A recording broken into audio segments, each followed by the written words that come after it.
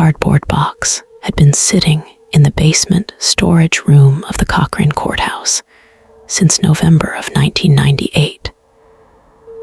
It had my name taped to the side on a faded pink slip, which meant, under Legal Aid Ontario rules, I was technically responsible for reviewing the archive before the retention period expired. Inside was the trial record for David Paulin. He was 19 when he was sentenced to life, with no chance of parole for 25 years for the beating death of a convenience store clerk outside Timmins. I took the box home because the heating in the municipal building had been shut down for the weekend. Around 3 a.m, sitting at my kitchen table with an electric space heater running beside my boots, I found the dispatch log from the Ontario Provincial Police. The victim's body was called in at 11:42 p.m. on a Friday. The weather record from the regional airport showed heavy sleet starting at 10 that night, turning into 8 centimeters of wet snow by midnight. The first responder notes clearly stated there were distinct, fresh tire tracks leading away from the service alley behind the store, along with 2 sets of boot impressions in the slush. David Paulin did not own a vehicle. He didn't hold a valid driver's license. When the OPP picked him up at his mother's trailer 4 kilometers down Highway 655 around 1 a.m, he was wearing running shoes with flat rubber soles. I checked the forensic summary attached to the Crown's disclosure brief.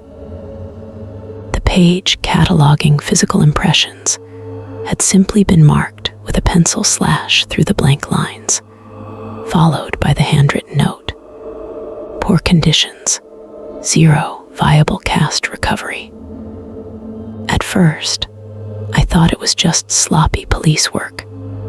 Northern detachments back then were understaffed, handling massive jurisdictions on shoestring budgets.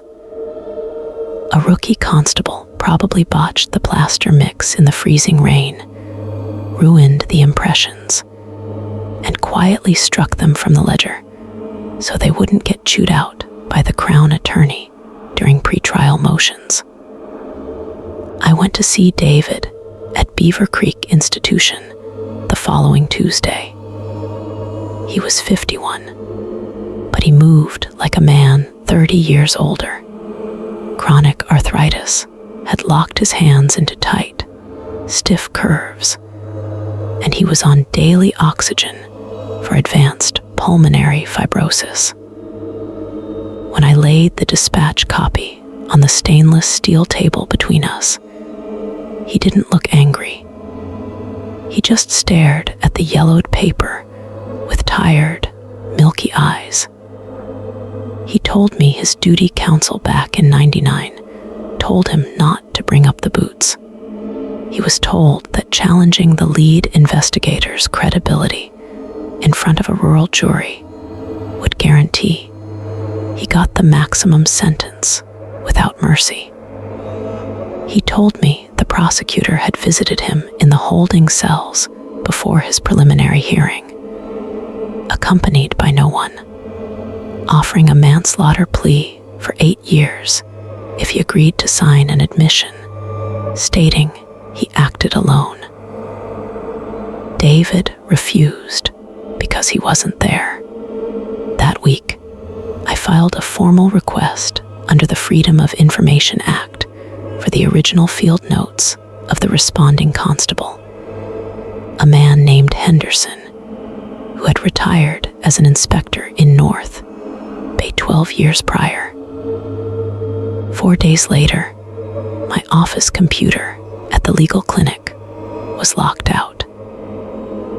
The regional director told me our server had suffered an administrative data corruption issue affecting files opened between 19 2000.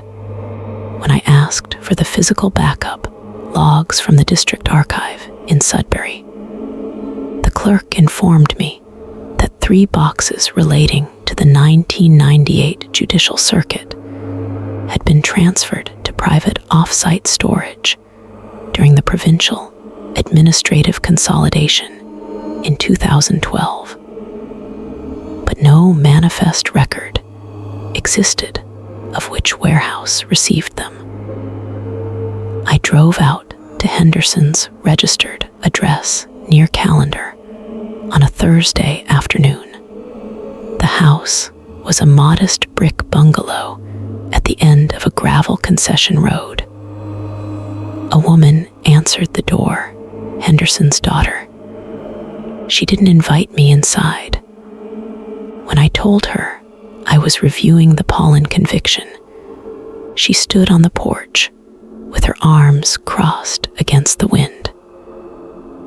She said her father hadn't spoken about his time in Cochrane since he left the service. Then she told me that 2 men from the Ministry of the Attorney General's Professional Standards branch had already visited the house 3 weeks earlier, asking for any personal notebooks he might have kept in his garage. I hadn't submitted my court application to unseal the judicial archives until 2 weeks ago. By the middle of March, the Legal Aid Board reassigned my caseload. They cited an internal restructuring and budget reallocation across the Northeastern District. My contract wasn't renewed for the following fiscal year.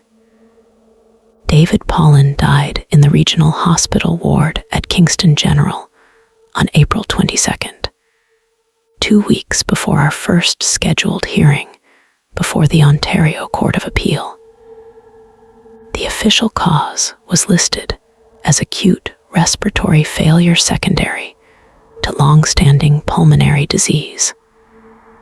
Because the applicant was deceased, the Crown brought a routine motion to have the appeal dismissed as moot. The judge granted it in less than 90 seconds. The last document David sent me was a single sheet of notebook paper he had mailed from the infirmary. It contained the badge number of a second constable who had signed the initial crime scene perimeter log at midnight on the night of the murder. I looked up the badge number in the Historical Provincial Gazette. The badge had never belonged to an officer stationed in District 15. It was assigned to an administrative transport driver attached directly to the Deputy Crown's regional office in Toronto, who, according to provincial payroll records, was over 400 kilometers away on the night the tracks were found in the snow.